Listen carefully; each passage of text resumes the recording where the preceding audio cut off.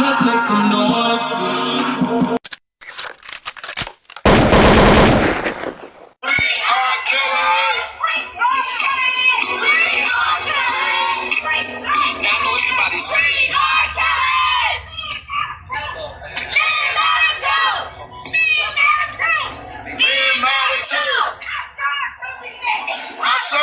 I did not come to play with you hoes. I came to slay, bitch. Hankerson founded Black Round Records back in 1993 specifically as a vehicle to support Aaliyah's music career, with a nudge from his sister Diane. My sister's a great singer on her own. She never really got the chance to explore that part of her life. She did not want her daughter not to get that opportunity. That was the first practical step, was somebody wanted me to do that. And the next practical step was to figure out how to do that. So I convened with Quincy Jones, I convened with so many people. P. Diddy was a person I convened with. I admired him so much. In fact, the first single we had, Back and Forth, was very contested at Jive. The owner of Jive, Clive Calder, didn't think it was a hit record. I fervently believed that it was. The question was, well, how are we gonna get this to the public? Aaliyah shot a music video for Back and Forth, and through personal connections, Hankerson was able to premiere the visual before a popular boxing fight, and it was an instant hit, propelling her first record onto the airwaves. I picked stations that had great cities and great listening audiences, and I sent them promotional copies with the caveat, so every station agreed to play it at a certain time, so when it went on, it was an explosion of that record. The kids knew that record. They knew it by sight. They didn't know it by ear. They liked to see a record. That's when I just really realized how powerful the video was and how photogenic Aaliyah was. And the little coat she wore was a fireman's jacket. And literally people were selling and buying fireman jackets after she wore that. It began to be a kind of a trend, and that's when Aaliyah was kind of getting recognized right off the bat as somebody that had her finger to the pulse of style. And she went on to wear some iconic outfits, and I can't talk about it much. I'll just... The only thing I have left is my voice, and now I have to use it for my protection, because they left me no choice. See, my work has nothing to do with my private life, so stay the fuck out of my business and tend to your own damn life. So go ahead, say what you wanna say about who I wanna date, but you won't say that shit to my face, cause you know it ain't shit to say. Next nigga bring me some dumb shit, it's gonna be a misunderstanding, cause niggas that listen to dumb shit are niggas that be on that dumb shit. They need a life cause they ain't got no life, so they always conjuring up dumb shit. Blocking my path, they don't know the half, and so they making assumptions. Since when do assumptions cost a man his whole career? Found guilty when you're innocent is the only test I fear. There is one thing that's for sure, and I wanna make this shit clear. I done lived my voice and represented my country for 31 fucking years. Damn it, I admit.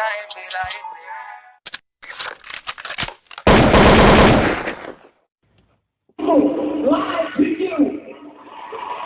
Facebook, live to you. Radio, live to you. Radio, fuck you. In truth, it's Team Live. And what is going on? In truth, it's Team Live. Break out the food and the drinks, it's gonna be a party. Turn off the music real loud, invite everybody. Go ahead and smoke and play some cards and just make yourself at home. It's okay to take somebody's hand and just get you cool. To see my people come together. So do what you wanna do, cause you gon' have a good time when you in front of Snoop.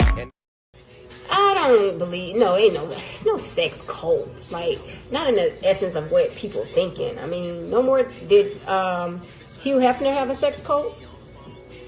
I mean, I don't know if that's what you call it. I don't.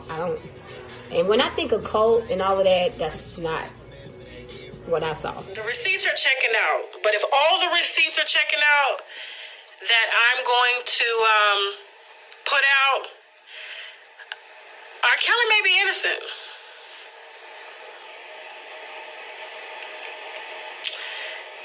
Yeah.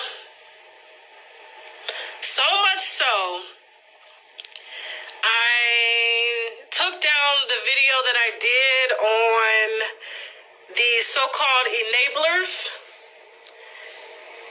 because I got that information from Angelo, Tim Savage, Cash Jones. Who else? Who else gave me that information? It was so many people. Lisa Van Allen. Yeah.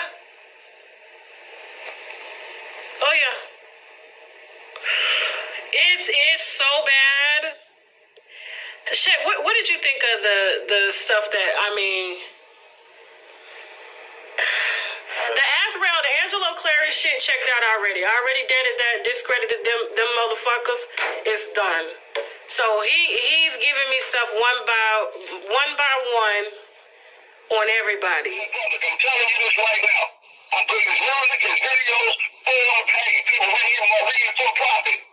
We need money for them to go forward and live against it. We have previously high and powerful law firms that are ready to take Rob's case. We know what they're going to cost, and we have to raise money for them. The platform that I'm putting them out on, it will show how much money is coming in, and it will show the money being donated to this firm to represent his case. And it has to be done strategically working to get that man free. Chaos Nation is coming out. It's coming out. And unfortunately, we can't rely on the United States that a bunch of motherfuckers like him exist. So we put that out overseas first to get momentum and to raise money so that it can go towards his defense. Period.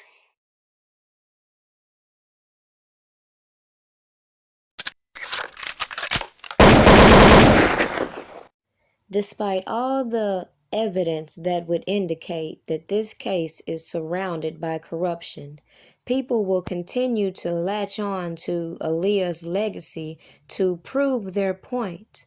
But it says a lot when the federal government has to rely on a janky-ass informant and a throwback thought to solidify their narrative that this man married a girl under the age.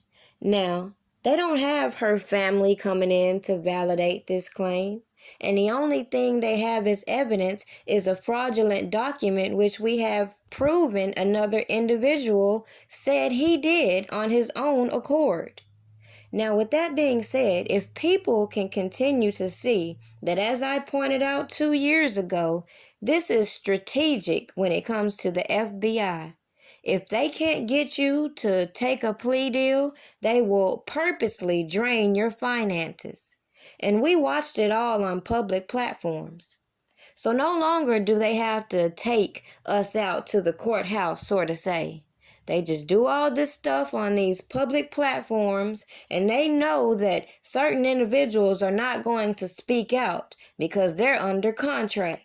Now, I find it odd that, as I pointed out, if you go and look up Sony Records and the lawsuits that had been thrown their way, the same notions they bring towards R. Kelly can be applied to them.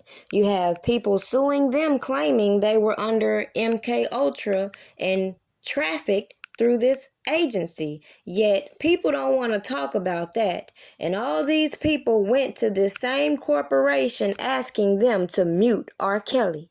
Make that make sense. And then we're supposed to believe R. Kelly is this Rico mobster, yet, as we see yet again, he's facing another financial hurdle. Even though all these people have come on these public platforms collecting money on his behalf, still wanting to give interviews on his behalf, and people don't see past the smoke screens. This is all strategic. Now, it's clear these tactics being used are starting to alert a lot of people who were once oblivious to what's going on. They wanted to throw you off with all these allegations and bypass the fact that at some point you're going to realize this case cannot be as strong as they say if they continue to rely on piling on trumped up charges just to prove their case. Where is the evidence? Now, clearly, a lot of people are going to use a lot of clickbait surrounding this topic to get your views and continue to fuel all these false narratives that has this man sitting in jail right now. But I challenge you. Why is it you can find all this money over here in Epstein's case? However, now, yet again, they're telling you R. Kelly can't even afford transcripts. Make it make sense. He's trafficking. Where is the money? But hey, if you start asking those type of questions, then you'll have to start addressing all these fraudulent people, all these so-called witnesses who could be getting caught up in PPP loan frauds, setting up all these shell companies and doing all this fraudulent activity themselves. The government clearly doesn't have a problem using these individuals to secure a conviction against Robert Kelly. However, will that hold up? These people are only leaving the way for a mistrial, dismissal, or an appeal. Because at the end of the day, we see past all these allegations. What are your thoughts? Do you think it's fair for them to continue to drag Aaliyah's legacy and let her shady-ass uncle continue to pimp her as he did in life? Do you think half this janky-ass evidence they have will make a difference? Do you believe all this information put on platform has only fueled the fire of individuals such as myself to believe this whole case is a cover-up for the real people trafficking? How is it Robert Kelly is a head RICO enterprise but doesn't have the money trail to back it up? Make sure you like this video, share it, subscribe. Have a good day. Just a quick reminder, make sure you go and check out my site, www.pdpastries, for all your pastry needs. I do ship, and you can send your payments through Cash App. All contributions to my food truck is always open. Cookie, I'm a cookie monster. Break your back, crack it open like a lobster.